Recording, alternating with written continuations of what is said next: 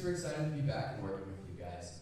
We have a fantastic set. Elena told me that there's a concert right after this. I know this is the third time you've heard that now. So I'm not allowed to speak for very long, which is great because I am known to babble, which is totally fine. So I wrote just a couple minutes about this first piece that I'd like to introduce to you guys. So the first piece DY is going to be playing is a arrangement of Berlioz's March to the Scaffold, which is the fourth movement of Symphony Fantastique. And it depicts a nightmare where the artist ends up getting severely injured. If you actually know the story, you understand how severely.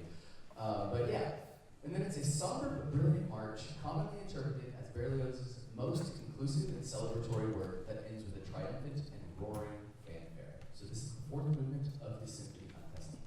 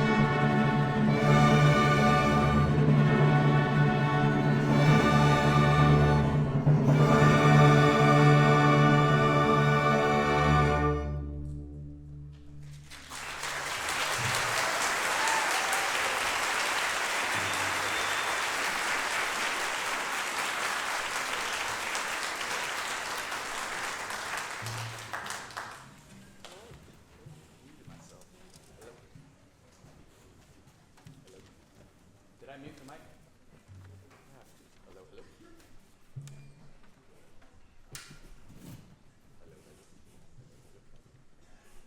All right, we don't need that. That's fine.